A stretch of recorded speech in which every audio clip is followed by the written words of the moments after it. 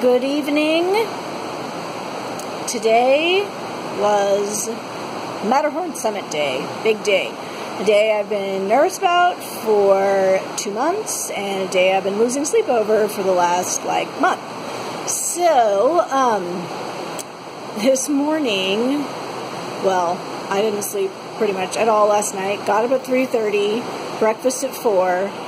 Leave time is 4:20. It's kind of funny, they have the Swiss or the Zermatt local guides get to go first, and so it's like everybody just gets in this crazy line and they rush out the door to get in line to go up. There's these big tugboat ropes that you go up first, and so we're ready to go, and then we went and got in line at the bottom of the rock. And it was just climbing, up and up and up, and I was dying. It was so hard, breathing so hard. My heart rate was going. We climbed for 3 hours straight without, and we stopped for 2 minutes once. I could eat a tiny bit of something, and we watched the sunrise over the Alps, which was totally stunning. It was really hard, and I kept thinking in my head,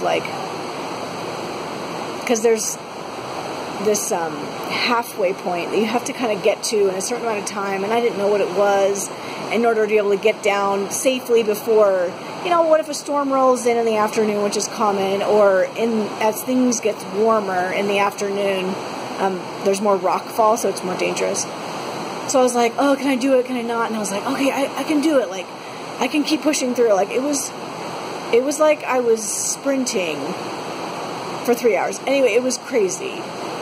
And I was going pretty slow. So we get to this this hut. It's halfway up the mountain. So it's halfway up the mountain. It's a quarter of the way through the hike, because you hike up and then you have to climb back down. So it is called why can I never remember the name of it? Solvay Hut.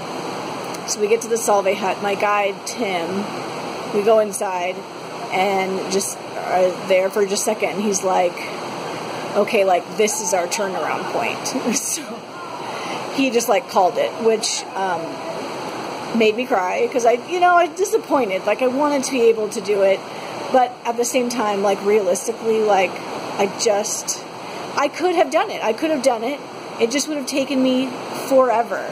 And it gets dangerous too if you're completely spent a quarter of the way into the hike and you have to go up and then come down safely, So anyway, at that point Tim called it and said this we're done, which made me sad, but I went on this hike not knowing if I could do it, and also with the intention that obviously my safety was number one. So I appreciated him just saying this is it.